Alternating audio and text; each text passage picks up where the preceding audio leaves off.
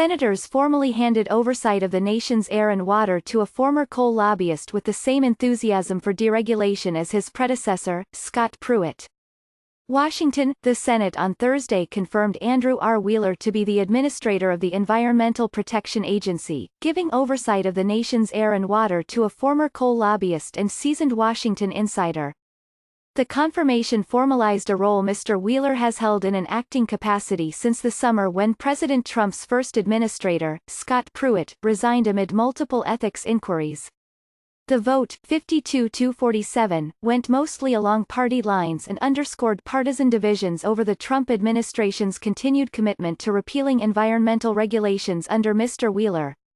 Senator Susan Collins of Maine was the only Republican to vote against Mr. Wheeler. The policies he has supported as acting administrator are not in the best interest of our environment and public health, particularly given the threat of climate change to our nation, Senator Collins said.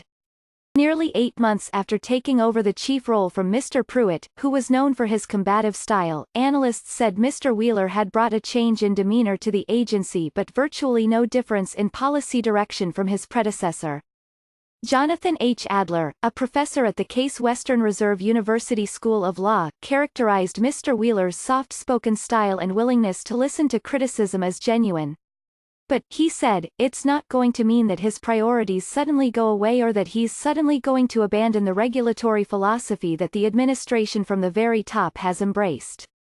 This is an administration that would like to reduce the overall regulatory footprint of the federal government, Mr. Adler said. Republicans said they have been delighted to discover Mr. Wheeler is as enthusiastic about repealing environmental regulations and promoting coal as Mr. Pruitt was, and are looking to him to cement Mr. Trump's legacy as a warrior against what they see as regulatory overreach. He's been a very solid follow-on to Scott Pruitt, said Michael McKenna, a Republican energy lobbyist. He's followed through in a fairly aggressive fashion on everything Scott started. Mr. Wheeler has moved to dramatically weaken two of former President Obama's signature climate change initiatives, cutting emissions from power plants and from automobiles, while also proposing to make new coal-fired power plants easier to approve. He has sought to unwind the legal justification for curbing toxic mercury emissions from power plants, limit federal protection of small waterways, and dismissed a panel of independent scientific advisors. Some of the most consequential climate rollbacks are expected to be finalized in the coming months. That will most likely touch off a barrage of lawsuits from Democratic-governed states and environmental activists who have vowed to fight the rollbacks. Mary D. Nichols, who leads California's Air Quality Agency, said she had experienced firsthand the dissonance between Mr. Wheeler's demeanor and his actions. By spring of 2018, relations between the state and the Trump administration had hit a low point amid a feud over California's right to set automobile emissions standards stricter than the ones set by the federal government. Mr. Pruitt had virtually no engagement with Ms. Nichols. At one point, she asked him on Twitter to call me maybe? So, about a week after Mr. Pruitt's resignation, when Mr. Wheeler called her office at the California Air Resources Board, Ms. Nichols said she was encouraged. He wanted to make sure I knew he was going to be more open and accessible than his predecessor was, Ms. Nichols said. Nevertheless, negotiations continued to stagnate. Everyone was polite, that was a welcome change, she said. But there was no difference in policy. The White House announced last week that the E.P.A. and the Department of Transportation had ended talks with California over its clean air waiver. The move signaled that the administration is closer to finalizing its rule to roll back tailpipe emissions standards that were put in place under President Barack Obama and will quite likely try to revoke California's ability to set its own pollution rules. I have to say that I don't find him materially different than Scott Pruitt in his policies or the mission that he has taken on, Ms. Nichols said.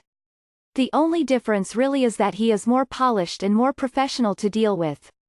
On climate change, Mr. Wheeler also has taken a calibrated tone that contrasts with his policies, unlike Mr. Pruitt, who went on television to say carbon dioxide is not a primary contributor to global warming and rising global temperatures might be good for humanity. Mr. Wheeler told a Senate confirmation panel in January that climate change is real. He rated his level of concern about climate change, on a scale of 1 to 10, at an 8 or 9. But, 2 weeks later, he appointed John Christie, an atmospheric scientist at the University of Alabama, Huntsville, who has testified that the Earth will benefit from more planet-warming emissions, to an influential EPA scientific advisory board. And asked whether he intended to work with Congress to finalize a ban on chlorpyrifos, an insecticide associated with developmental delays and cognitive impairments in children that Mr. Pruitt, acting against the advice of the EPA's own chemical safety experts, chose not to remove from use. Mr. Wheeler assured lawmakers in a written statement that the agency was committed to fully evaluating this pesticide using the best available science.